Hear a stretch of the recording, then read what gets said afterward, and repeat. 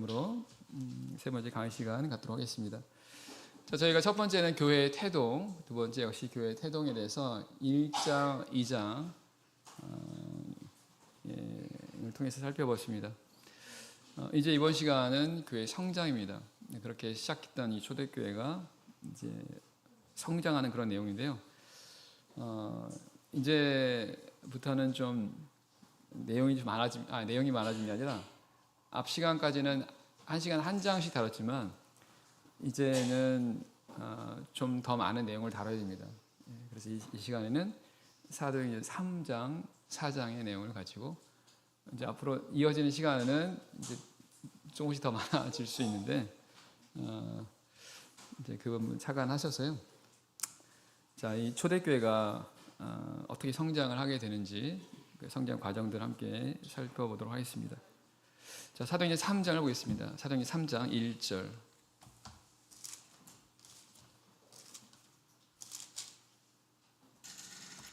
사도행전 3장 1절에서 자, 3장 1절에서 10절까지 내용을 일단 보겠습니다. 왜냐하면 이 내용이 3장하고 4장에서 계속 연결이 되기 때문에요.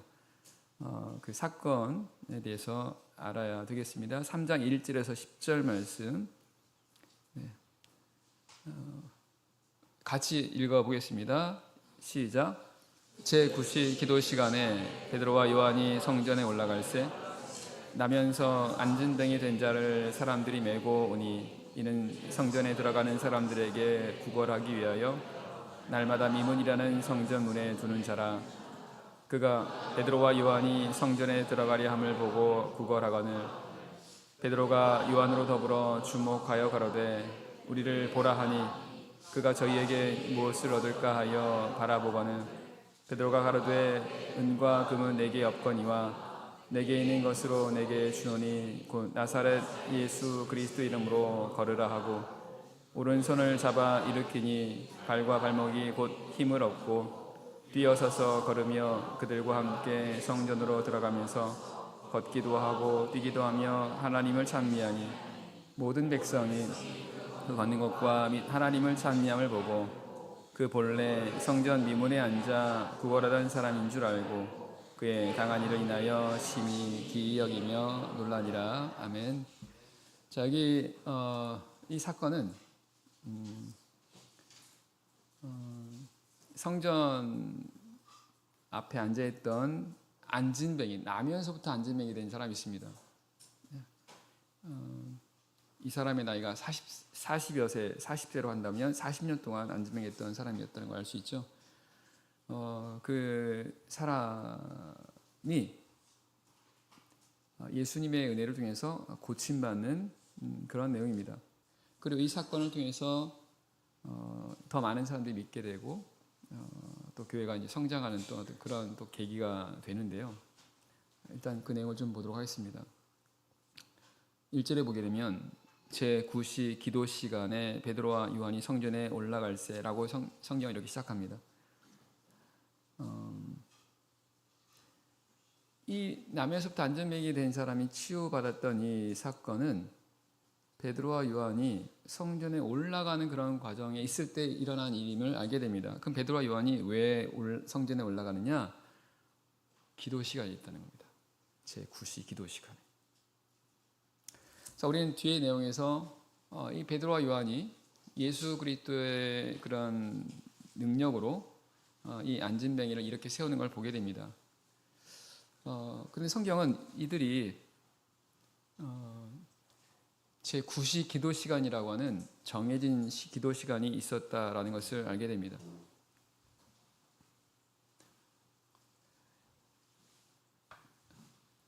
내 시간 속에서 뭔가 시간이 정해졌다는 의미는 뭘까요? 여러분 각자의 시간 속에 뭔가 정해진 시간도 있겠죠? 정해진 시간들. 그럼 그 정해진 시간들이 있다는 건 이건 일상적인 의미도 있지만 그건 그만큼 그 사람에게는 꼭 해야 되는 꼭 필요한 그런 일들이지 않습니까? 여러분들 하루에 정해진 시간 뭐 있어요? 밥 먹지 않습니까? 주무시지 않습니까? 예? 또 학생이면 공부하고 직장에 일하고 하는 이런 시간들이 여러분들의 이런 정해진 시간이지 않습니까? 그럼 그 얘기는 뭐냐면 이런 시간들이 각자에게는 굉장히 중요한 시간이라는 겁니다. 그러니까 중요하다 보니까 이 시간들에 이 해야 될 거를 배정한 거예요. 근데 오늘 본문의 말씀 보면 이 베드로와 요한이라고 한 이 사도들에게는 이런 정해진 기도 시간이 있었다라는 것입니다. 그럼 그 얘기 뭐냐? 이들에게는 기도 시간이 굉장히 중요한 시간이었다는 거죠. 그래서 자신의 일상적인 생활 속에 일상적인 그 안에 넣은 겁니다. 우선순위를 가내었다는 겁니다. 자, 우리 성도님들 정해진 기도 시간이 있으시죠? 대답을 안 하셔도 됩니다. 예. 긴장하시는 것 같은데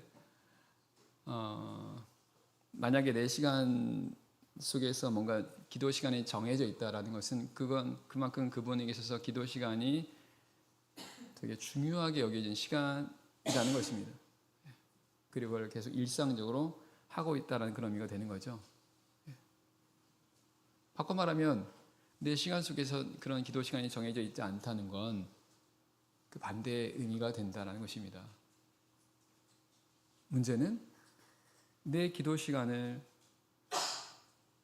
내 삶 속에서 이렇게 우선적으로 배정하느냐 하지 않느냐에 따라서 나의 신앙생활의 모습은 분명히 차이가 있다는 것입니다.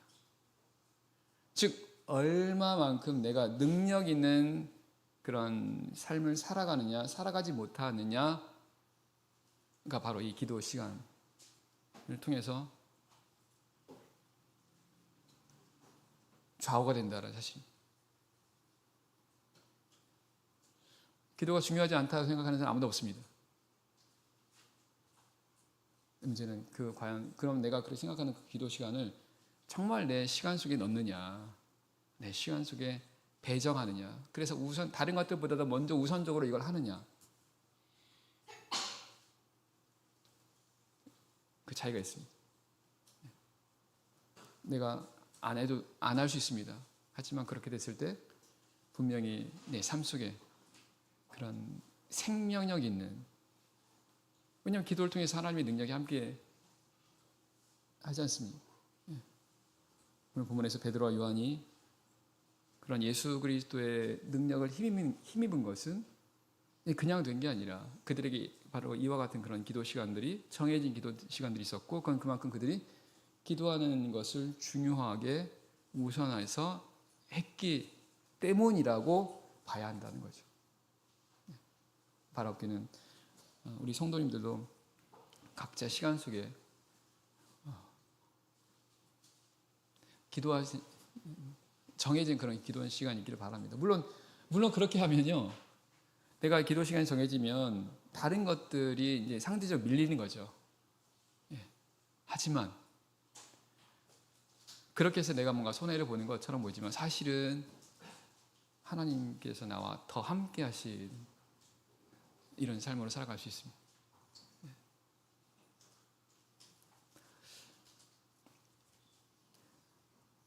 자, 성경은 이 사람이 2절에 보면 미문이라는 성전문에 앉아 있었던 이런 사람이다라고 말씀합니다.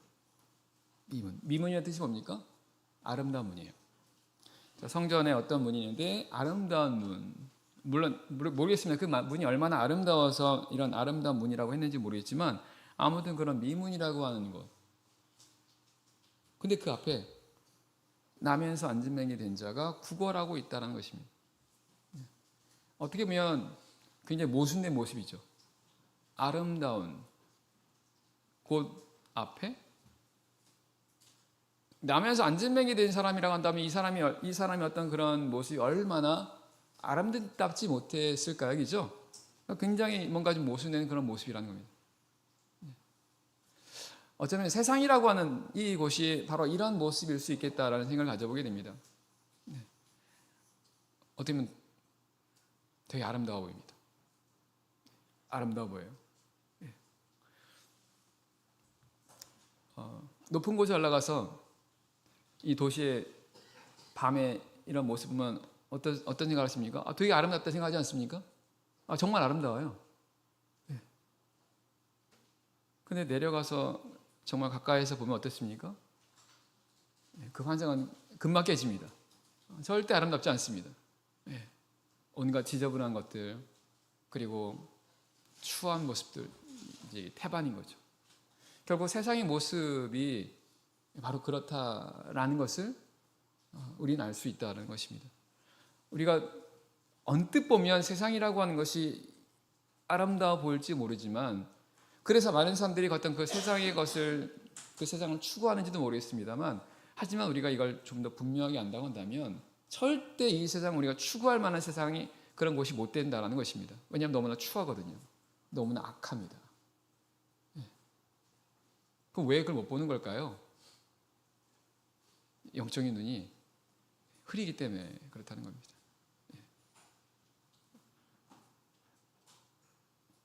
그래서 우리가 말씀과 기도를 가까이 하는 그런 삶을 살게 되면요, 이런 말씀과 기도의 삶을 통해서 영적인 눈을 더욱더 더 밝히 볼 수 있다는 것입니다. 하나님께서 이 말씀과 기도를 통해서 우리에게 더 분별을 하게 하시거든요. 그럼 우리가 더 어떻게 해야 되는지를 더 정확하게 보게 되고, 그러면 그럴수록 우리가 추구하는 이 세상이라는 것은 우리가 추구하는 대상이 절대 못 된다는 것을 알게 되고, 우리가 추구할 곳은 바로 하나님의 나라라는 것, 하나님이 함께 하시는 그 곳이라는 것을 우리는 느낄 수밖에 없다는 겁니다.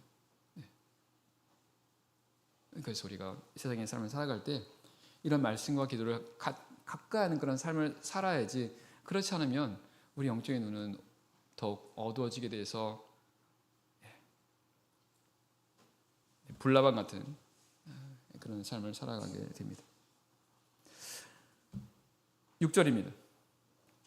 6절. 베드로가 가로되 은과 금은 내게 없거니와 내게 있는 것으로 내게 주노니고 나사렛 예수 그리스도 이름으로 걸으라 하고. 자, 우리가 이 내용은 잘 알고 있습니다. 안진뱅이가 지나가는 이제 베드로와 요한에게 뭔가 좀 얻어보려고 이제 쳐다봤습니다. 그러자 베드로가 안진뱅이한테 은과 금은 내게 없지만 내게 있는 것으로 내게 주노니 곧 나사렛 예수 그리스도 이름으로 걸으라 하고 오른손을 잡아 일으키니 발과 발목이 곧 힘을 얻었다라고 되어 있습니다. 자, 우리는 여기서 이 베드로와 요한이 이 안진뱅이를 대하는 어떤 이런 그들의 어떤 마음을 우리가 읽을 수 있도록 해야 될 텐데, 지금 베드로가 이 구걸하는 사람이 베드로에게 뭔가 좀 돈을 달라고 이렇게 요구를 했겠죠. 그러니까 바라봤겠죠. 근데 베드로는 이 말을 보면 그는 가진 것이 없었다는 것을 알게 됩니다. 그런데 이 베드로와 요한은 이 안진뱅이에게 전혀 주눅들지 않습니다. 오히려 굉장히 따뜻합니다. 왜? 베드로에게는 내게 있는 것으로 내게 주노니라는 것은, 베드로는 자신에게 바로 이 안진뱅이가 없는 그 무언가가 있다라는 것입니다. 그게 바로 예수 그리스도라는 거예요. 베드로가 자신에게 나사렛 이 예수 그리스도가 있음으로 인해서 그 앞에서 결코 주눅이 들지 않고 너무나 자신 있게, 너무나 분명하게 이 안진뱅이에게 내게 준다라고 말합니다. 결국 예수 그리스도의 은혜를 뭔가 이렇게 주겠다라는 그런 의미로 생각해 볼 수가 있죠.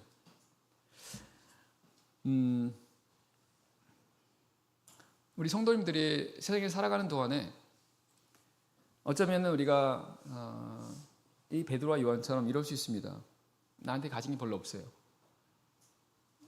돈만 그런 게 아닙니다. 배운 것도 별로 없을 수 있습니다. 그리고 건강이 별로 그렇게 않을 수도 있어요. 다시 말하면 내가 뭔가 내세울 만한 게 세상적으로는 없을 수 있다는 것입니다. 하지만 그럼에도 불구하고 결코 주눅들 필요가 없다는 것입니다. 그리고 그런 것도 우리가 부러울 필요가 없다는 거예요. 나에게 예수 그리스도가 있다는 것만으로. 문제는 그걸 내가 알아야 됩니다. 알아야 돼요. 내게 예수 그리스도가 있다라고 하는 것.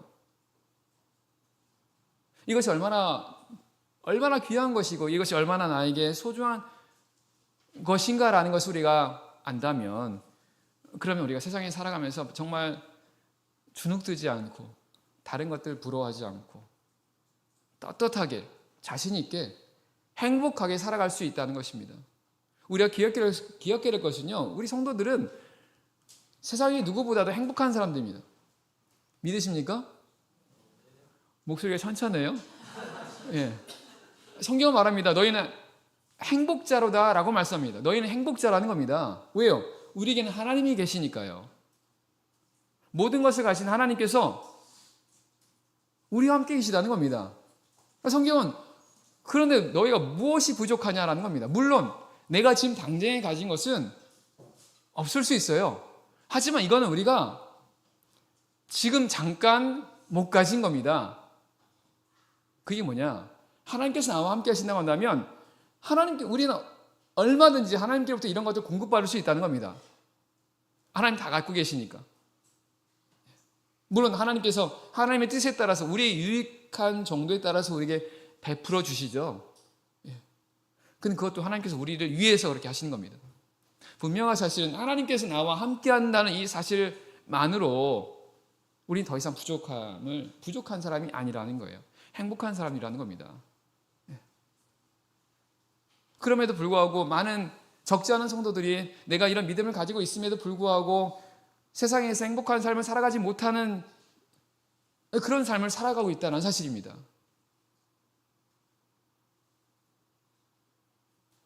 이거는 근본적으로 내가 가진 것이 얼마나 좋은 것인가를 모르기 때문이라는 거죠. 마태복음 13장에 보게 되면 예수님께서 천국은 마치 밭에 감추인 보화를 발견한 것 같으니 사람이 이를 발견한 후에는 자신의 소유를 팔아 그 밭을 샀다라고 말하지 않습니까? 이 사람이 밭에 자기가 일하는 그 밭에 보화가 있다는 것을 알았을 때는 자기의 소유를 다 팔아서 그 밭을 살려고 합니다. 그러면 그때 이 사람의 그 가진 마음 그리고 어떤 그 사람의 생각 그거하고 자신이 일하고 있는 그 밭에 보화가 있다는 것을 몰랐을 때는 어마어마한 차이가 있다는 것입니다. 어쩌면 우리 성도들이 지금 내가 이런 그리스도 안에서 어마어마한 보화가 있고 어마어마한 이런 은혜가 있음에도 불구하고 우리가 이걸 알지 못한다고 한다면 그러면 마치 그런 아무 생각 없이 그냥 밭에서 일을 하는 사람과 똑같을 수 있다는 거죠.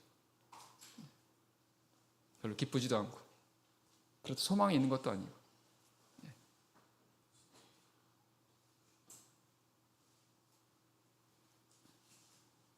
계속 캐면 알게 돼요. 그래서 우리는 예수 그리스도 계속 알아가셔야 됩니다. 예수 그리스도 알면 알수록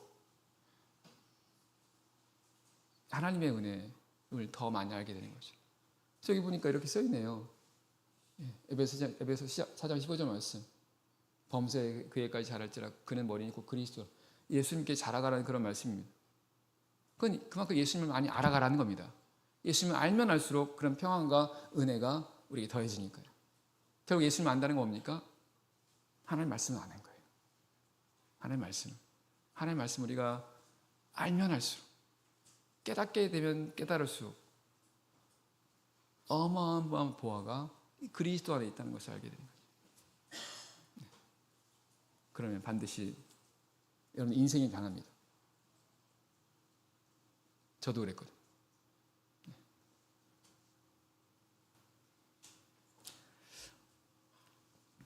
자, 어디까지 했죠? 7절. 오른손을 잡아 일으키니 발과 발목이 곧 힘을 얻고. 자, 이 말씀 보면요, 이 안진뱅의 근본적인 문제가 뭐였는지 알게 됩니다. 그건 바로 힘입니다. 힘이 없어서 그래요. 오른손을 잡아 일으키니 발과 발목이 곧 힘을 얻었다는 것은 그 전까지는 힘이 없었다는 겁니다. 힘이 없으니까 못 걸었죠. 그러니까 40년 동안 늘 이런 안진뱅이로서 미문 앞에서 구걸하는 이런 비참한 삶을 살아가고 있었다는 겁니다. 그런데 이 베드로와 요한이 예수 그리스도의 이름으로 그를 일으켜서 그로 하여금 힘을 얻게 합니다. 표면적으로는 발과 발목이 힘을 얻어서 이렇게 일어난 것처럼 보이지만 근본적으로는 그에게 그 전에 그가 갖고 있지 못했던 그런 힘을 얻었다는 것입니다. 누굴 통해서입니까? 예수 그리스도를 통해서. 우리의 삶을 돌이켜본다고 한다면 우리 삶의 가장 근본적인 문제가 뭐라고 생각하십니까?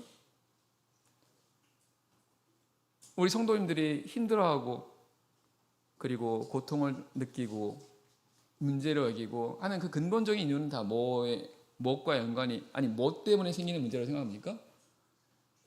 저는 힘이 없어서라고 생각합니다. 힘이 없어서. 이거 알아요. 어떻게 해야 되는지를 압니다. 문제는 그렇게 아는데 행할 힘이 없는 거예요.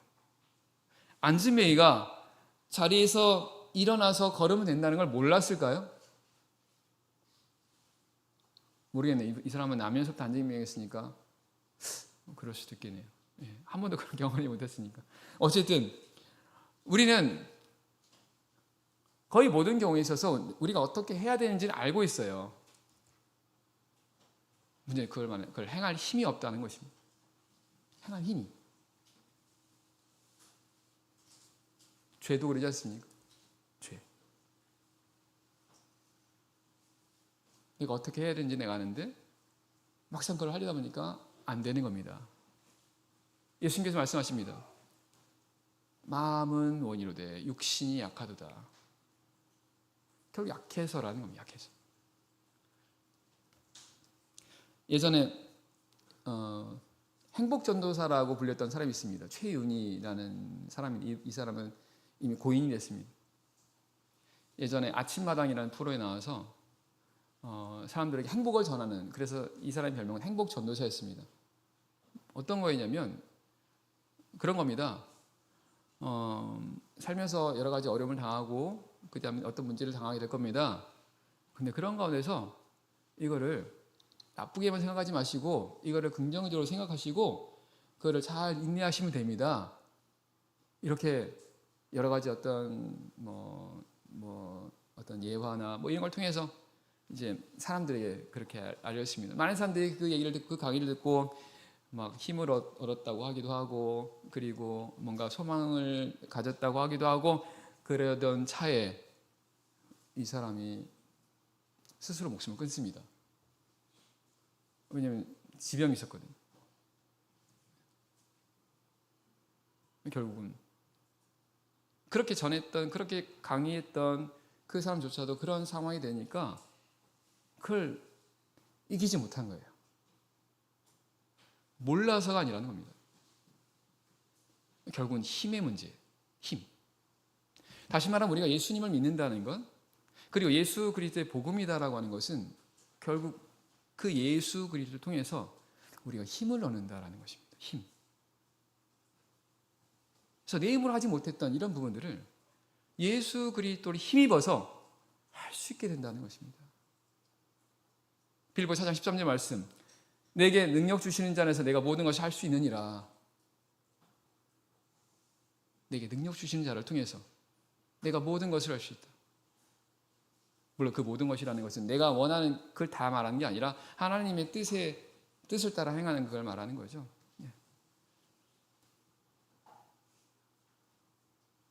그리고 그것이 구체적으로 하나님께서 바로 성령을 통해서 이것을 이루게 하신다는 겁니다. 성령을 통해서.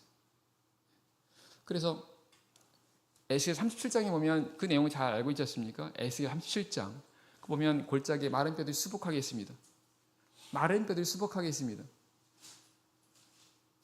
근데 이들을 이 마른 뼈라고 하는 것은 소망이 없는 그런 사람들, 그런 이스라엘 사람들이라고 말합니다. 근데 그런 마른 뼈들에 하나님의 생기가 들어갔을 때 이들이 살아 일어나게 되고 극히 큰 군대가 됐다, 이렇게 말씀합니다. 이것은 사람들이 자신의 어떤 그런 무능함 가운데서, 그래서 낙심하고 절망하는 그런 가운데서 하나님께서 하나님의 생기를 주셨을 때 큰 군대가 된다는 것은 힘을 얻는다는 겁니다. 하나님께서 성령을 통해서 그렇게 하신다는 거예요. 성령을 통해서. 그래서 우리는 실제로 성령을 통해서요, 하나님께 또 이런 힘을 얻을 수 있습니다. 힘을. 하나님께 우리 성령 주신 것은 이 성령을 통해서 우리가 하나님의 능력을 힘입으라는 겁니다. 그리고 하나님의 능력을 힘입어서 그런 능력의 삶을 살라는 겁니다. 그래서 우리 성도들은 그런 삶을 우리가 추구해야 돼요. 어떻게 해요?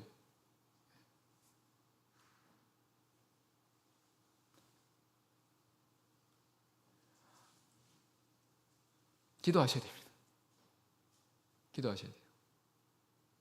내가 성령으로 충만하게 기도하고, 그럼 반드시 하나님의 능력이 함께 따릅니다.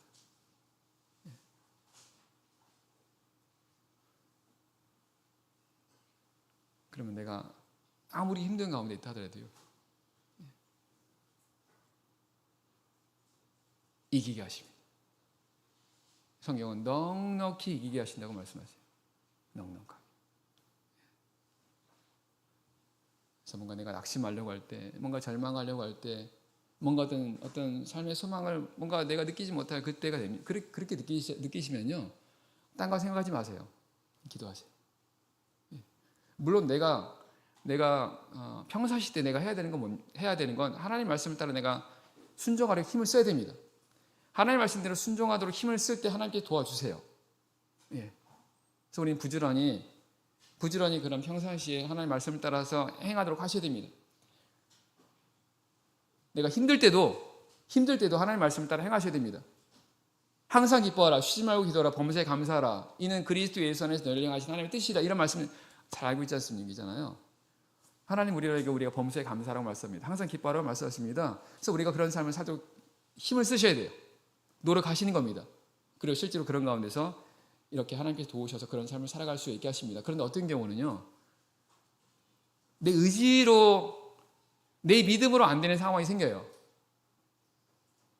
그럴 때 기도할 수밖에 없습니다. 그때 무릎 꿇고 하나님 기도하셔야 됩니다. 이건 내 능력을 초과한다는 겁니다. 내 믿음의 범위를 넘어서는 거죠. 하나님께 무릎 꿇고 기도하셔야 됩니다. 그럼 하나님께서 거기에 또 힘을 주세요. 이렇게 해서 이기게 하십니다. 그래서 오늘 우리 성도들은, 특별히 성령을 받은 성도들은 하나님의 능력을 우리 삶 속에서 우리가 경험할 수 있다라는 사실입니다. 이게 실제 예수 그리스도를 통해서 우리가 함께 예수님의 은혜를 경험하며 능력의 삶을 살아갈 수 있다는 거예요. 이건 우리가 머릿속으로만 생각하시는 게 아니라 우리 실제 삶 속에서 적용할 수 있고 적용하셔야 되고 이걸 위해서 힘쓰셔야 된다는 겁니다. 그렇게 하면 할수록 우리 삶이라는 것이 하나님과 동행하는 그런 삶을 살아가게 됩니다.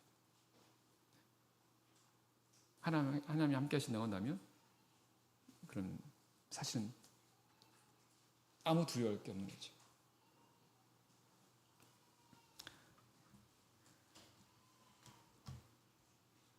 11절입니다. 11절. 나은 사람이 베드로와 요한을 붙잡으니 모든 백성이 크게 놀라며 달려나아가 솔로몬의 행각이라 칭한 행각에 모이거늘. 자, 나은 사람, 이제 남에서 안지명이 됐던 사람이 베드로와 요한을 붙잡습니다. 왜 붙잡았을까요?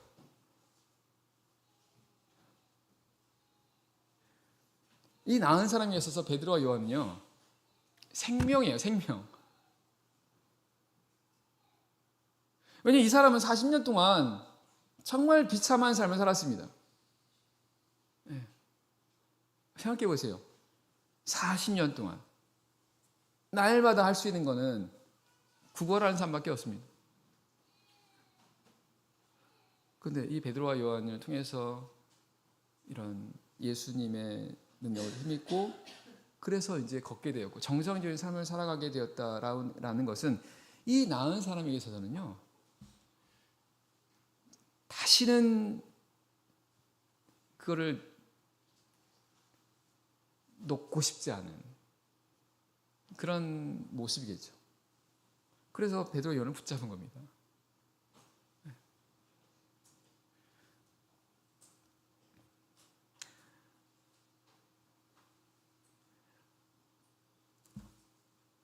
우리 예수 그리스도 통해서 우리가 은혜를 받은 사람들은 이렇게 하셔야 돼요.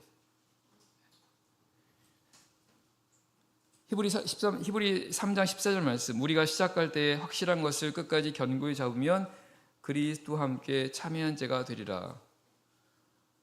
끝까지 붙잡으라는 겁니다. 우리가 처음에 시작할 때 우리가 받았던 이런 은혜들, 받았던 그런 복음, 이런 것들을 우리가 끝까지, 즉 죽을 때까지 붙잡아야 한다는 겁니다. 왜냐하면 이건 나의 생명이거든요. 생명. 우리에게 있어서 예수 그리스도, 그리고 예수 그리스도 복음이라고 하는 것은 나의 생명줄과 똑같다는 겁니다. 내가 그 예수 그리스도 통해서 내가 생명을 얻었다는 겁니다. 그 생명을 얻었다는 것은 여기 지금 이 사람 비참한 삶을 마치고 이제 정상적인 삶을 사는 것과 똑같다는 겁니다. 물론 우리가 육신적으로는 이런 삶은 아니죠. 하지만 우리가 내적으로 본다고 한다면 성경은 모든 사람이 다 죄 가운데 있었다고 말씀합니다. 예수님은 죄를 범하는 자마다 죄의 종이라고 말씀합니다.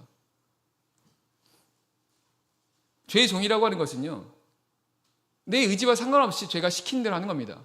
아니, 내가 원하지 않지만 죄가 시키면 할 수밖에 없는 게 바로 죄의 종이라는 거예요. 근데 이런 모습이 얼마나 비참한 줄 아십니까? 예? 죄에 대해서 자유하지 못하는 것, 이거는 사람을 정말 비참하게 만드는, 사실 모든 고통의, 모든 이 불행의 가장 근본은 죄입니다. 근데 성경은 모든 사람이 바로 이런 죄에게 매여 있고 죄에게 종노릇하는 그런 가운데 있었다고 말씀하세요. 그런데 그런 가운데서 예수님의 능력을 통해서, 예수님 은혜를 통해서 거기서 벗어나게 되었다는 겁니다. 그게 바로 우리 성도들이라는 겁니다. 그래서 우리 성도들은 이제 예수님의 은혜를 통해서, 예수 그리스도의 그런 능력을 통해서 이제는 우리가 죄의 종로를 사는 그런 삶에서 벗어나서 능력 있는 삶을 살 수 있다는 것입니다. 우리가 그것을 경험하게 되면 이것이 얼마나 기쁜 일이고 얼마나 복된 것인가를 알게 됩니다. 그리고 그걸 알게 된다고 한다면 내가 다시는 절대로 예전의 모습으로 돌아가지 않게 될 거라는 거예요.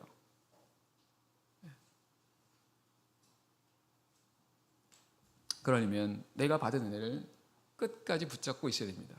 끝까지. 고린도서 15장 말씀 보게 되면 예수님께서 부활하실 때에, 예수님께서 재림하실 때에 그에게 붙어있는 자가 예수님처럼 부활하게 된다고 말씀합니다. 결국 예수님께 붙어있다는 것은 잡고 있는 거죠. 예수님 붙잡고 있는 겁니다. 사도행 11장에서 안디옥에 있는 사람들이 예수님을 통해서 예수를 믿게 됩니다. 예루살렘에 있는 사도들이 그것을 알고 바나바를 이 안디옥에 보냅니다. 그리고 바나바가 그곳에 가서 뭐라고 말합니까? 거기 가서 보니까 하나님 은혜를 보고 기뻐합니다. 그러면서 했던 말이 뭐냐면 모든 사람에게 굳은 마음으로 주께 붙어 있으라 권했다고 했습니다. 모든 사람으로 굳은 마음으로 주께 붙어 있으라는 겁니다. 붙어 있어야 된다는 겁니다. 지금 그들이 예수를 믿고 있다는 것은 예수님께 붙어 있다는 겁니다. 생명이신 예수님께 붙어 있어서 지금 그들이 이 생명 가운데 있게 되고 그래서 지금은 기뻐하고 즐거워하고 있다는 겁니다. 그런데 이게 언제든지 이 가운데서 떨어질 수 있다는 거예요. 떨어질 수 있습니다. 왜냐하면 사단은 어떻게든 우리를 이 가운데서 떨어뜨리려고 하거든요. 예수님께 제자에게 하신 말씀 보면 사단이 너희를 밀가부로 다리고 너희를 청구하였으나 너희 믿음이 떨어지지 않기를 내가 기도하였다라고 말씀합니다. 사단은 끊임없이 우리 예수님 믿는 사람들로 하여금 믿음에서 떨어지게 합니다. 내가 예수님을 붙잡고 있다는 건요, 내가 믿음을 붙잡고 있다는 뜻입니다. 왜냐하면 믿음은 하나님과 나를 연결시켜 주는 겁니다. 내가 어떤 경우에도 믿음을 갖고 있으면요, 우리는 하나님 안에 있게 돼요. 그럼 하나님 안에 있게 되면 하나님과 연결이 돼서 하나님부터 은혜를 받게 됩니다. 그러면 문제가 안 돼요. 문제가 되는 것은 내가 하나님과 떨어질 때입니다. 내가 믿음을 잃어버리게 되면, 혹은 내가 믿음이 약해있게 되면, 그러면 하나님께 떨어지게 되고 하나님과 멀어지게 되고, 그러면 하나님께로부터 이러한 것들을 공급받지 못하게 되는 거죠. 그러면 동물의 왕국에서 봤던 것처럼 무리 가운데 떨어진 그런 약한 짐승들은 그냥 밥이지 않습니까? 똑같아요. 그래서 우리 대적인 사단은 어떻게든 우리로 하여금 예수님에게 떨어뜨리려고 합니다. 그래서 성경은 끝까지 붙잡으라는 겁니다. 끝까지. 그게 우리 믿음을 지키는 것과 똑같다는 겁니다. 언제까지요? 하나님 나라에 갈 때까지. 그리고 우리 평상시 삶 속에서 이 믿음을 절대 잃어버리면 안 됩니다. 내가 믿음을 갖고 있으면 하나님 은혜를 내가 공급받아요. 마치 물가에 심겨진 나무처럼. 사단은 계속해서 그 믿음을 우리에서 뺏어가려고 한다. 그래서 결국 우리는 이 믿음의 싸움은 결국 내가 끝까지 예수님께 붙어 있으려는, 내가 믿음을 붙잡고 있으려는 바로 이 싸움이요, 이게 바로 영적 싸움이라는 거예요.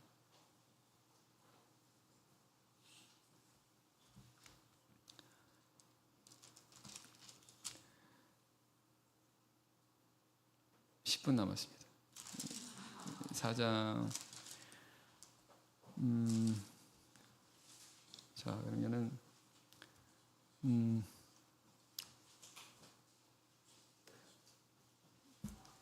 4장 넘어갑니다. 4장 1절. 4장 1절. 사도들이 백성에게 말할 때에 제사장들과 성전 맡은 자와 사두개인들이 이르러 백성을 가르침과 예수를 들어 죽은 자 가운데서 부활하는 도 전함을 싫어하여 저희를 잡음에 날이 이미 저문 거로 이튿날까지 가두었으나. 자, 3장에서 베드로와 요한이 안전매기를 이렇게 세웁니다. 그랬더니 그 일로 인해서 많은 사람들이 놀랍니다. 베드로가 그 솔로몬 행각이라고 하는 곳에서 이 일을 가지고 예수 그리스도를 전하게 됩니다. 그 내용이 3장 후반부에 이어져 있는 거죠. 그런데 4장의 내용에 보니까 그 모습을 보았던 제사장, 성전 맡은 자, 사두개인들이, 사도들이 그렇게 전하고 가르치는 것을 싫어했다라고 되어 있습니다. 싫어했다는 거예요. 그래서 저희를 잡습니다. 베드로와 요한 두 사도를 잡아요. 그리고 감옥에 가둡니다. 자, 제사장, 성전 맡은 자, 사두개인들 왜 싫어했을까요?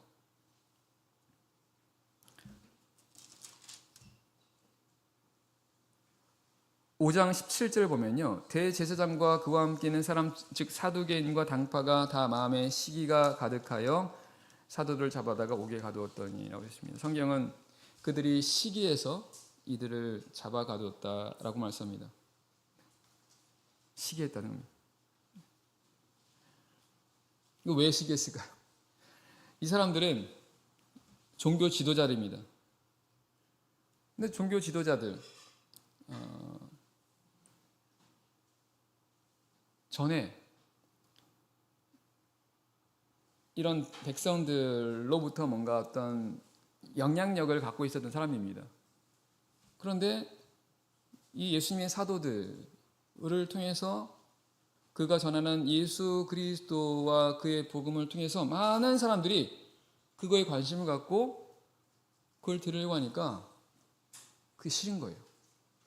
시기가 됐다는 겁니다. 뭔가 기존에 갖고 있던 이런 어떤 기득권이죠. 기득권을 놓고 싶지 않고 그것을 뺏기지 않고 싶고, 그러다 보니까 그런 그들의 모습이 결코 좋아 보이지 않았다는 거죠.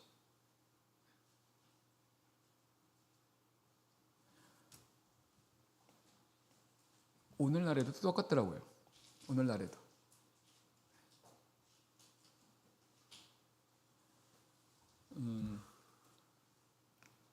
오늘 저희가 복음을 전도하지 않습니까? 그는 교회를 다니는 이제 교회 관련된 이런 사람들이 싫어해요.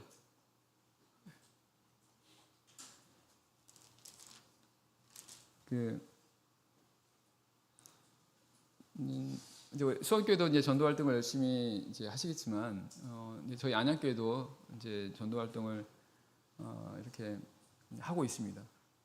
우리 전홍희 목사님이 여기 오시기 전에 안양교회에 있었거든요. 예, 거기서 막 성도들 전도하라고 막 이렇게 애를 쓰셔가지고 안양교회 성도들이 전도를 이렇게 열심히 하려고 합니다. 그리고 저랑 우리 성도들이 전도하면 이제 목회자도 전도해야 되지 않습니까? 예. 그래서 이제 저랑 제 아내도 이제 시간을 정해놓고 이제 전도 활동합니다. 이제 보통 수요일날 전도 활동하는데, 얼마 전에 그 저희 안양교회가 이제 그 주택가에 있어요. 예.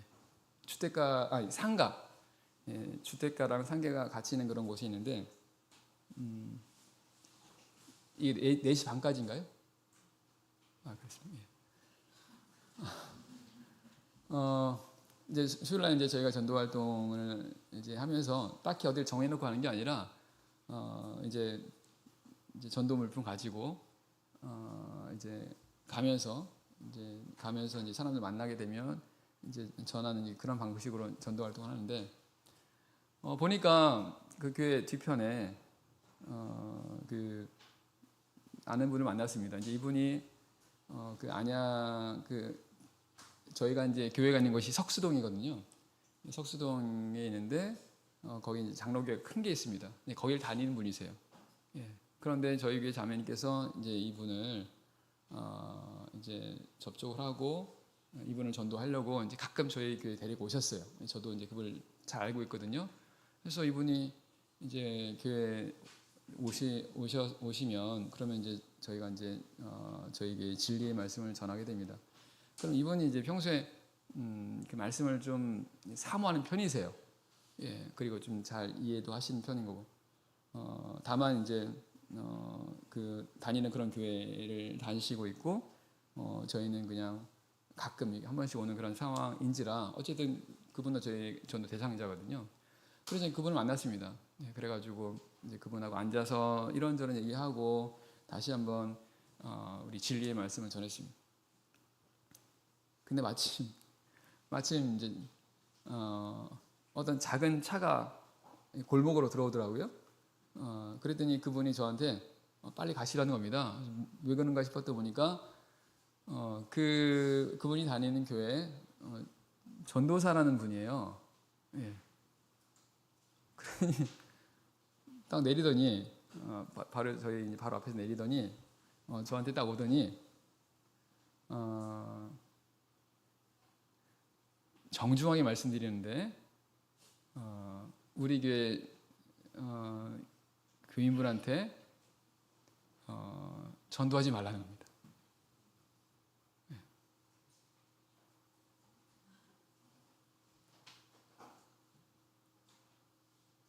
그래서요, 제가 얘기했습니다. 아니요.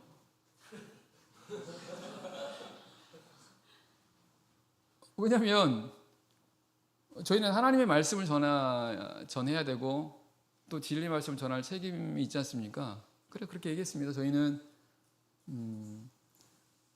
하나님을 안 믿는 분들한테도 전도하고 또 하나님을 믿는 분들한테도 바른 하나님 말씀을 전하고 있습니다. 또 그걸 전할 책임이 있다라고 말씀을 드렸습니다. 제가 양심상 못하겠다고 말씀드렸어요. 네. 그러면 뭐 여러 번 얘기하더라고요. 전하지 말라고요. 예. 왜 그렇게 하시냐니까 자기네 교인을 보호하는 차원이라는. 자기네 교인을 보호한다면 오히려 하나님의 말씀으로 더 이렇게 가르치고 해야 될 텐데. 그래서 제 옆에 있던 아내가 그 전도사라는 분한테 저희 참예수교회 그 전도지가 있거든요. 이거 주면서 한번 전도사님도 한번 읽어보세요라고 이렇게 주면서 전도사님 그러면 전도사님도 그 신도들한테 바른 하나님 말씀을 가르쳐야 되고 증거해야 될 책임이 있지 않습니까? 그렇다고 한다면 저희 참여식을 잘 몰라요. 그러면서 안식교 목사님이죠라고 말하는 겁니다. 왜냐하면 안식을 지킨다는 거 아니까. 그러니까 그냥 안식교라고 생각하는 겁니다. 그래서 저희는 안식교가 아닙니다. 안식을 지키지만 안식교는 아닙니다라고 이제 말했어요. 그러면서 저희 참예수교에서 전하는 것이 어떤 것인가를 확인하신 다음에 그 다음에 얘기를 하시라 이렇게 얘기를 했거든요. 그래서 괜찮으시면 전도사님하고 이런 진리적인 말씀을 좀 나누고 싶다라고 하니까 계속 거부해요. 뭐라고 하냐면 그 목사님 신학교 어디 나오셨습니까? 예. 그 신학교 예, 저희는 참예수 향총회에서 그 소속으로 있는 신학원에서 신학 공부를 했습니다. 그랬더니 정확히 주소가 어떤 이런 얘기를 하는 거예요. 그러면서 제가 대만에서 신학 공부했습니다라고 하니까 거기 어딨냐라고 이제 계속 이런 걸 묻는 겁니다. 아니 전도사님, 그게 중요한 게 아니라 우리 하나님 말씀이 가장 중요하고 정확하니까 이 말씀을 가지고 이것이 옳다 그르다 이걸 알아야 되지 않습니까? 라고 말했고, 그러니까 전도사님하고 이 말씀 가지고 나누고 싶다고 얘기를 하니까 확인한 다음에 제가 참예수교회 그 신학원이 정말 있는지 그리고 어디에 있는지 이거 다 확인한 다음에 그 다음에 하겠다라고 계속 꽁무니를 빼더라고요.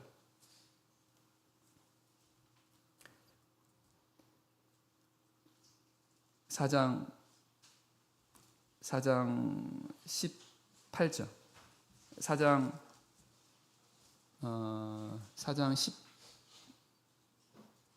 16절입니다.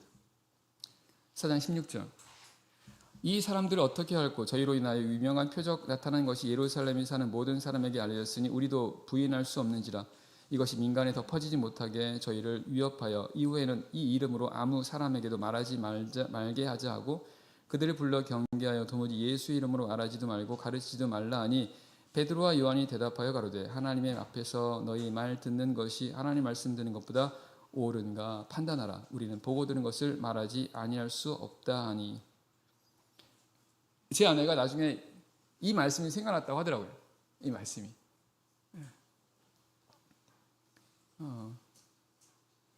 그래서 그 종교 지도자들이 베드로와 요한한테 다시는 예수 그리스도에 대해서 가르치지도 말고 전하지 말라고 했을 때 하나님 앞에서 너희 말 듣는 것이 하나님 말씀 듣는 것보다 옳은가 판단하라는 것은 너희 말 듣는 게 중요한 게 아니라 하나님의 말씀 듣는 게 옳다라고 말하는 거 아니겠습니까? 그러면서 우리는 보고 들은 걸 말하지 않을 수 없다. 베드로와 요한은 예수 그리스도와 예수 그리스도의 복음에 대해서 이걸 너무나 분명히 알게 된 겁니다. 그러니까 그거를 말하지 않을 수가 없는 거죠. 저희도 마찬가지고. 저희 참예수교의 이런 참된 진리와 복음을 알게 되면요, 이걸 말하지 않을 수가 없습니다. 그리고 아까도 말했던 것처럼 사람들이 이거를 싫어하고 하지 말라고 한다 하더라도 안 할 수 없습니다. 너무나 분명하니까.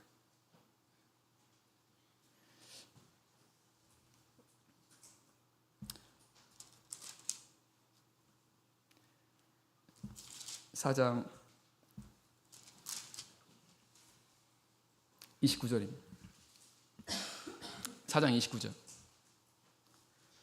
주여 이제도 저희의 위협함을 하감하옵시고 또 종들로 하여금 담대히 하나님의 말씀을 전하게 하여 주옵시며 손을 내밀어 병을 낫게 하옵시고 표적과 기사가 거룩한 종 예수 이름으로 이루어지게 하옵소서 하더라. 저희 빌기를 다음에 모인 곳이 진동하더니 무리가 다 성령에 충만하여 담대히 하나님의 말씀을 전하니라.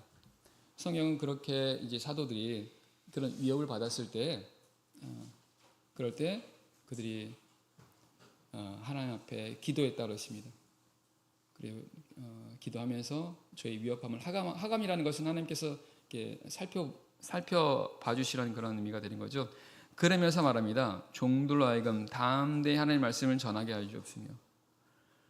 그런 상황이지만 담대하게 하나님의 말씀을 전하게 해달라고 사도들이 기도하고 있습니다.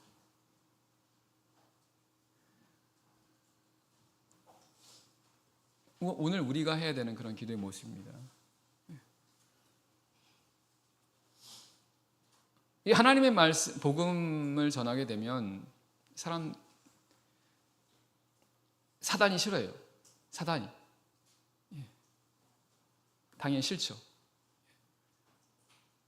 왜냐하면 예수 그리스도 복음이 전해지게 되면 점점 자기 때가 얼마 남지 않게 되는 걸 알고 있거든요. 자신의 심판의 때가 점점 가까워지는 것을 알게 되기 때문에 사단은 어떻게든 이거를 싫어합니다. 사람들을 통해서 역사하는 거죠. 그래서 그거를 방해하고 막고 때로는 위협하고 이렇게 된다는 겁니다. 그래서 오늘 우리 성도들이 정말 우리 복음을 이렇게 더 적극적으로 전하지 않습니까? 그러면 이렇게 돼요. 그때 우리가 해야 되는 기도입니다. 담대히 하나님 말씀을 전하게 해달라고. 그러면서 손을 내밀어 병을 낫게 하옵시고 표적과 기사가 거룩한 종 예수 이름으로 이루어지게 하옵소서. 이 전도를 위해서는 하나님의 능력이 필요합니다. 물론 하나님의 능력을 통해서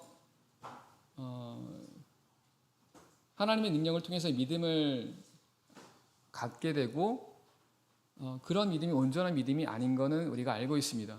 다만 하나님을 알지 못하는 그런 사람들한테는 하나님의 능력이 함께한다라고 하는 이 부분이 믿음을 가질 수 있는 큰 요소로 작용한다는 겁니다. 그렇게 해서 하나님을 믿게 한 다음에 하나님의 말씀, 진리의 말씀으로 이렇게 온전한 믿음을 갖게 해야 되는 거죠. 어쨌든 사도들은 이와 같이 하나님의 능력과 역사심 함께하기 위해서 이렇게 기도했다는 것을 알게 됩니다.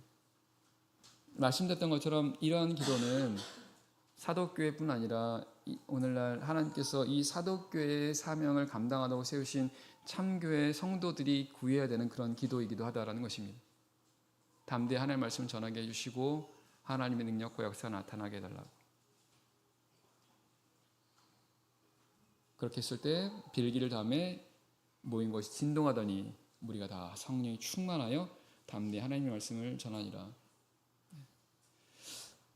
전도할 때 사실 마음이 약해집니다. 왜냐하면 생판 모르는 사람, 이런 사람들한테는 뭔가를 전한다는 건, 또 그걸 싫어하는 사람들, 경계하는 사람들에게 우리의 복음을 전한다라고 하는 것은 생각처럼 쉬운 일은 아닙니다. 마음이 위축될 수 있죠. 그래서 기도해야 됩니다. 하나님께서 도와주신다는 겁니다. 하나님께서 그런 담대한 마음을 먼저 주시는 경우도 있고요.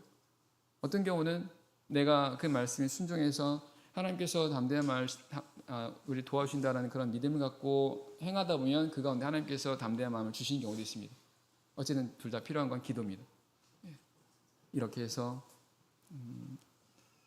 복음을 전할 수 있도록 힘써야 된다. 그리고 그걸 위해서 반드시 이런 함께 기도하는 것이 필요하다라는 것을 알 수가 있습니다. 자, 2분 남았는데요. 자, 32절 말씀드리겠습니다. 32절. 믿는 무리가 한 마음과 한 뜻이 되어 모든 물건을 서로 통용하고 제 재물을 조금이라도 제 것이라는 이가 하나도 없더라.